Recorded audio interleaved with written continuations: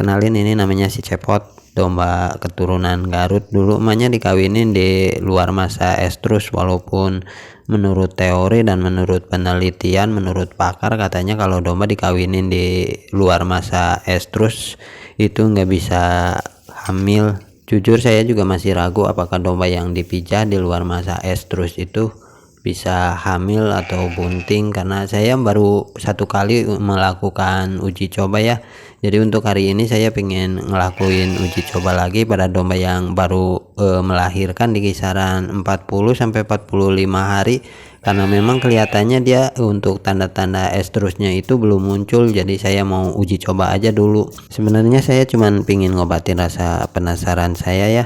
Jadi apakah benar teori-teori yang selama ini kita percaya itu benar-benar akurat? Karena selama ini saya belum pernah ngelihat video yang menguji coba domba, memijahkan domba ataupun kambing di luar masa estrus. Assalamualaikum warahmatullahi wabarakatuh. Ketemu lagi di Orde Channel. Apa kabar kalian semua? Semoga lagi dalam keadaan sehat walafiat ya, nggak kekurangan suatu apapun, baik sehat jasmani maupun sehat rohani. Senang rasanya hari ini saya bisa menyapa kalian lagi untuk berbagi cerita, berbagi pengalaman, karena berbagi itu indah dan berbagi itu nggak harus selalu materi.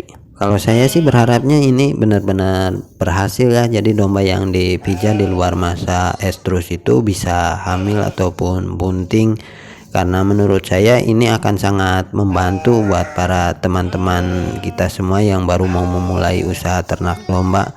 Karena jujur buat saya dulu mempelajari ciri-ciri domba yang sedang birahi itu nggak mudah, nggak seperti apa yang ada di dalam teori, karena setiap domba itu memiliki karakter atau mengeluarkan tanda-tanda itu berbeda-beda, nggak bisa disamain antara yang satu sama yang lain.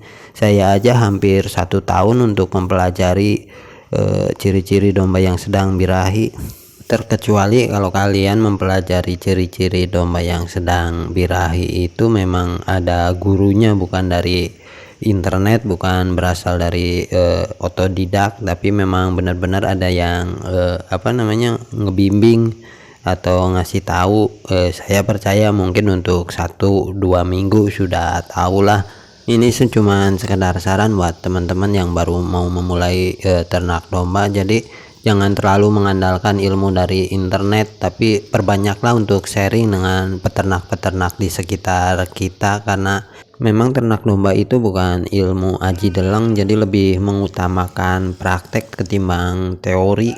Sebanyak apapun ilmu yang kalian serap dari internet, kalau kalian praktek nggak didampingi sama orang-orang yang sudah ahli di dunia peternakan, saya yakin kalian akan lama untuk bisa dan menguasai ilmu yang kalian sedang pelajari.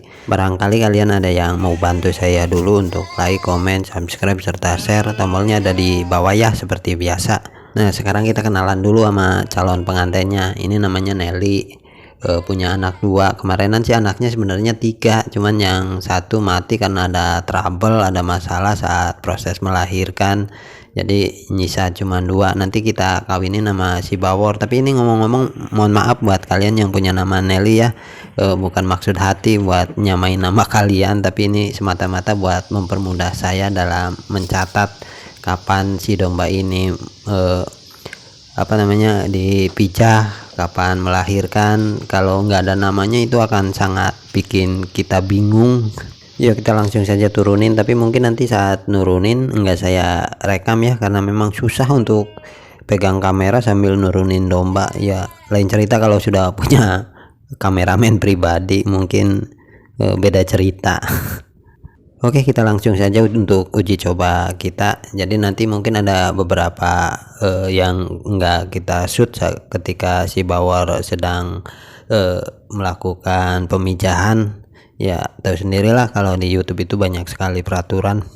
Karena ini si Bawornya sangat agresif, jadi saya menggunakan alat bantu ya, walaupun masih menggunakan bambu, belum yang besi karena memang belum ada dana. Tapi ini cukup membantu karena memang si Bawornya itu agresif banget, jadi dia suka seruduk-seruduk. Bahkan saya untuk ngelepas talinya aja saya nggak berani, karena tempo hari pernah pas lagi ngemijahin domba seperti ini saya nggak pakai tali, giliran mau dimasukin ke kandang dianya malah ngamuk, nyeruduk paha, sakitnya 2 hari nggak hilang. Jadi buat safety-nya untuk sekarang saya selalu menggunakan tali. Sebenarnya kalau lagi proses pemijahan seperti ini sih nggak ada masalah, kelihatan seperti yang bagus, yang jinak, tapi giliran mau naikin ke kandang, bedung, susahnya minta ampun.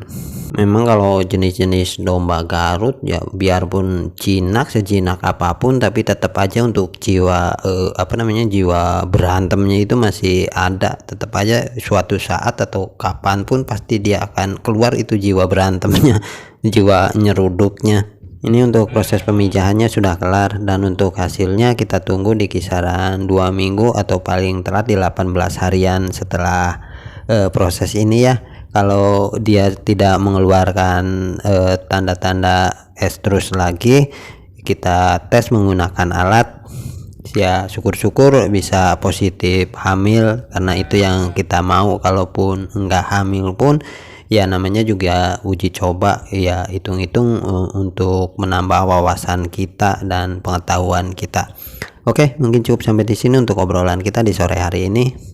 Sampai ketemu di next video and bye bye.